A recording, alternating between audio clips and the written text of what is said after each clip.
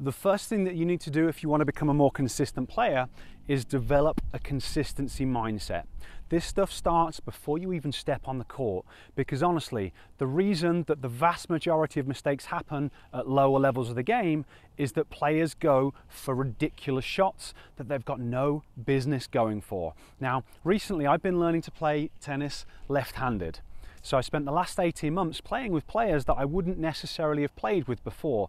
And it blows my mind how hard players try and hit the ball, how many crazy shots they go for, and how wild the misses are. And here I'm kind of talking about players at the 3.5 and 4.0 level.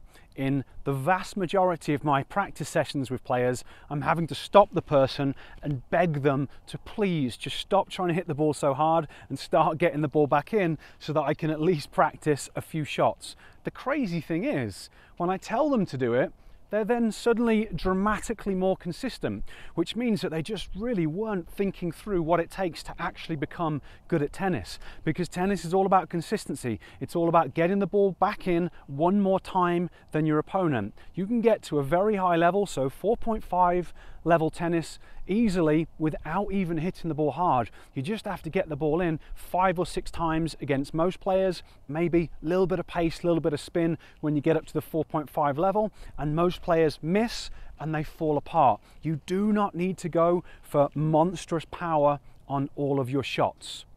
The other thing that comes along with this is you really do need to have an understanding of what's realistic at your current skill and ability level.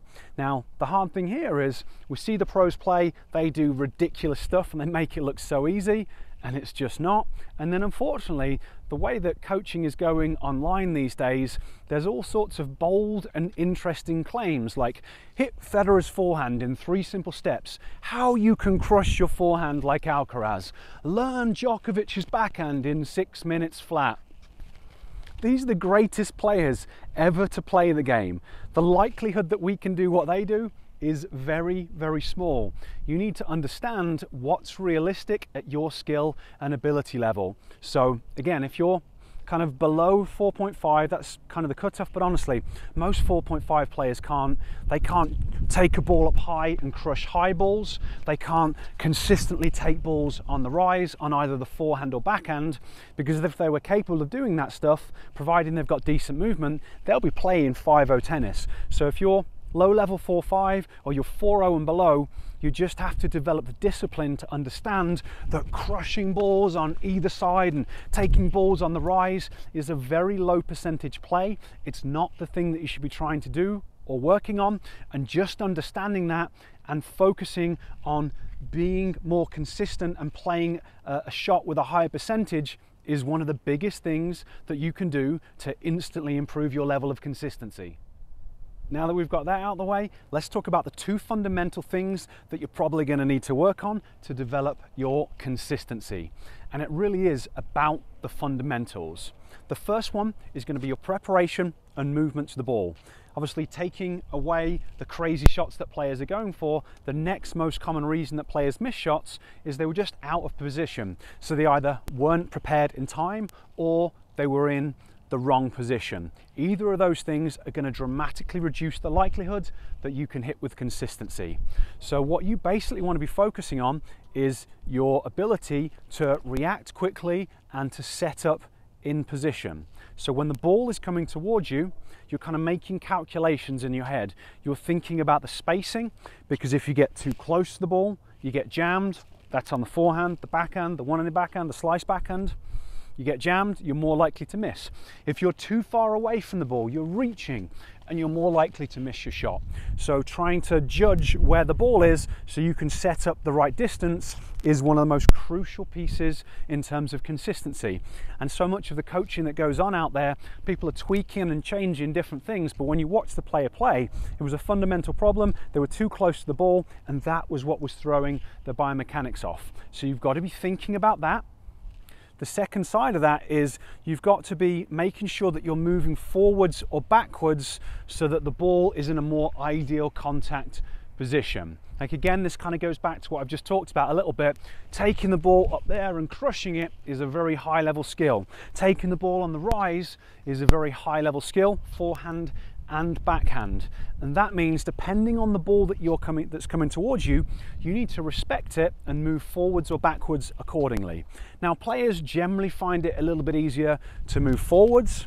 Where things go wrong is players often like to stay rooted to the baseline and they don't like to retreat backwards, maybe because they don't read where the ball is going, or maybe because they see it as a sign of a weakness, and we should be able to crush these balls. Respect the ball, drop back, allow it to be at a more comfortable contact height, and that is going to make the world of difference in terms of consistency. Taking the ball on the rise is hard, taking the ball up high is hard. Somewhere between knee and waist height on pretty much all of our shots is going to be the most ideal contact position. And that's whether you're hitting from a neutral stance, whether you're hitting from an open stance, whether you're hitting a two-handed backhand, or whether you're hitting a one-handed backhand. This contact zone is ideal, so you're trying to read where the ball is going, and especially if the ball's coming deep, you're trying to move back into position to allow the ball to drop, to give yourself time, so then you can hit through it and hopefully develop a much better, more consistent stroke. So it's simple, basic stuff, but this goes a long, long way. You just have to put in enough work to get to that point, because it isn't an overnight fix. Potentially, you might spend the next year of your life, even longer, just working on footwork and moving into position. But if you go to the time, or you take the time to do that, it's then going to pave the way for you to play much higher level of tennis with consistency. Now, to help you with the footwork side of things, I've got a few different resources, so I'll place a couple of links down in the description. So footwork patterns to help you on your forehands and backhands, so you can start working on this stuff. The second fundamental thing that you probably need to work on is trying to watch the ball more effectively through to contact. You maybe heard it a million times before, because coaches have been saying this since the dawn of time, but the reason all coaches say it is because it is so important. Obviously, going for crazy shots is a big problem. Not being in position is a big problem. After that, the biggest cause for unforced errors is just lifting your head and taking your eye off the ball. Now, I know that Andy Murray and Djokovic can hit amazing forehands looking down their end of the court, but they are also some of the greatest tennis players to ever step on the face of the earth. Their visual predictive capacities are ridiculous. Their timing and coordination is outrageous. That is why they can do that and still hit consistently. For us mortals, or the rest of the people, it's really important that we try and watch the ball more effectively. And on all of your strokes, what that means is trying to keep your nose, your eyes and your head lined up with the ball at all times. So as I'm shaping up for my forehand, I'm looking down there. As the ball comes in, I'm rotating into the shot. My head and my nose and my eyes come with the ball, and then hopefully I keep them still, looking at the bed of the strings as I make contact, and leave them there for just a moment, or maybe even a full second afterwards. Now, you may or may not exactly see it hit the strings and bounce off. There's debate as to whether that's possible.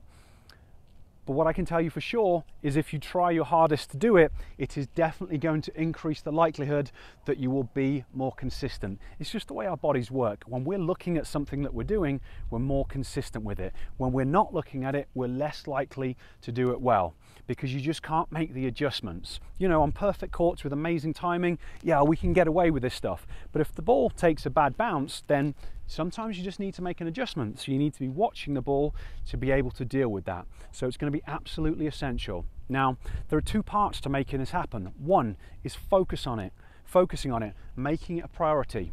There's so many potential things that you might need to work on with your strokes. It's very easy to get distracted. But when it comes down to it, this is what matters, the contact point. So you have to develop the discipline to focus on this, and maybe not focus on some of the other stuff that doesn't matter. The other side to this is it's really hard to do because the visual requirements are very challenging, and a lot of players' visual systems don't function well enough to allow them to track the ball in different directions to hit different types of shot. The good news though is vision is very trainable. and I want to help you with it. I've created a free Tennis Vision Starter program. It's going to show you a series of drills so you can start to train your eye movement and some of the other visual skills that are going to really help you watch the ball through to contact more effectively. So if you would like the free vision program, I'll place a link up there, and I'll place a link down in the description. Click on either of those links, it'll take you over to a different page, enter your details there, and I will send you this free program.